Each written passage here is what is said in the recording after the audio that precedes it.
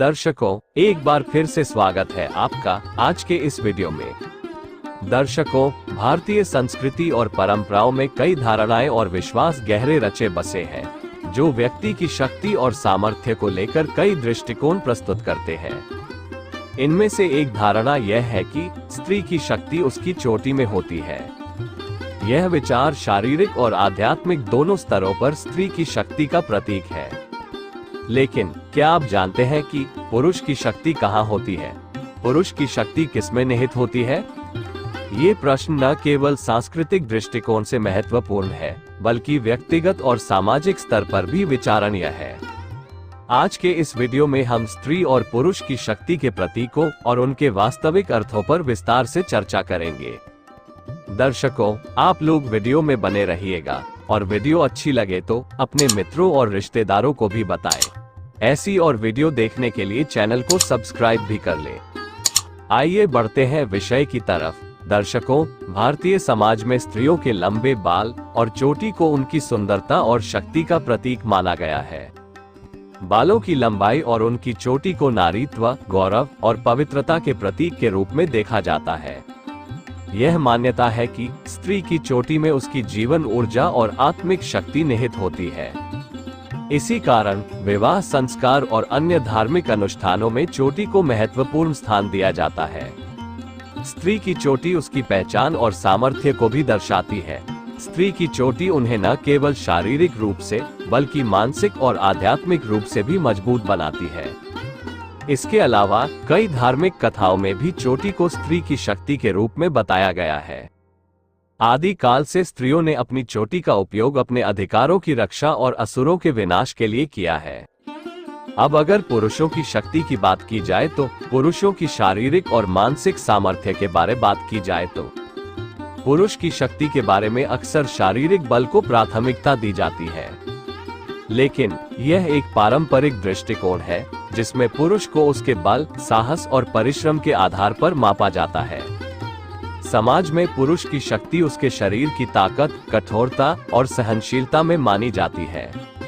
वह कठिन परिस्थितियों का सामना करने, अपने परिवार की रक्षा करने और समाज में अपने स्थान को सुरक्षित रखने के लिए अपनी शारीरिक और मानसिक क्षमता पर निर्भर करता है।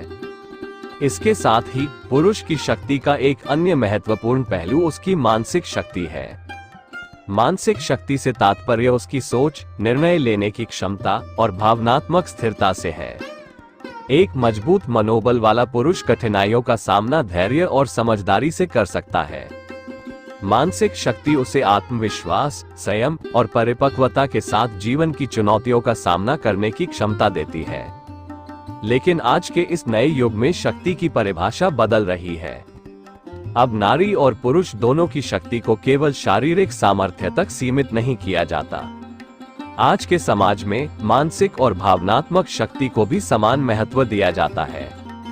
नारी की शक्ति उसके विचारों, आत्मनिर्भरता और समाज में उसकी भूमिका के आधार पर आंकी जाती है। इसी प्रकार पुरुष की शक्ति भी उसके विचारों की स्पष्टता, संवेदनशीलता और सामाजिक उत्तरदायित्व में दक्षता के आधार पर आंकी जाती है।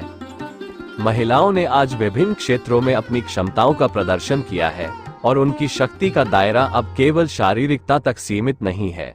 उन्होंने दिखाया है कि उनकी शक्ति शिक्षा, करियर और समाज सेवा में भी समान रूप से प्रभावी है। इसी प्रकार पुरुषों ने भी अपने भीतर के संवेदनशील पक्ष को स्वीकार करना शुरू किया है, जिससे उनकी शक्ति और अधिक व्यापक और संतुलित हो गई है। वस्तुतः स्त्री और पुरुष की शक्ति का ये सामंजस्य समाज में संतुलन और सहयोग का प्रतीक है। जब दोनों लिंगों की शक्ति को उचित रूप से सम्मान दिया जाता है और स्वीकार किया जाता है, तो समाज में सामूहिक विकास और प्रगति संभव होती है।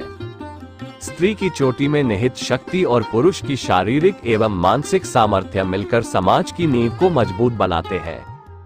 स्त्री और पुरुष के बीच इस शक्ति संतुलन को बनाए रखने के लिए यह आवश्यक है कि हम पारंपरिक धारणाओं को समझते हुए उन्हें नए सिरे से परिभाषित करें। स्त्री की शक्ति केवल उसकी चोटी में सीमित नहीं है, बल्कि उसकी आंतरिक शक्ति, आत्मनिर्भरता और आत्मविश्वास में भी प्रकट होती है। इसी प्रकार पुरुष की शक्ति भी केवल शारीरिक बल में नहीं, बल्कि उसकी मानसिक दृढ़ता, सहनशीलता और समझदारी में है। इन सब बातों का विचार करते हुए अंत में ये कहा जा सकता है कि स्त्री और पुरुष दोनों की शक्ति का मूल उनके अंदरूनी गुणों में निहित है। हालांकि पारंपरिक प्रतीक जैसे कि चोटी इन शक्तियों को दर्शाते हैं, लेकिन वास्तविक शक्ति उनके आत्मविश्वास, मानसिक संतुलन और सामाजिक जिम्मेदारी में ही प्रकट होती है।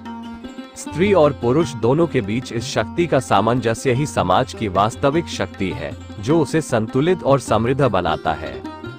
यह आवश्यक है कि हम इस शक्ति के विभिन्न पहलुओं को समझें और उसे सम्मान दें, ताकि एक संतुलित और समृद्ध समाज का निर्माण किया जा सके।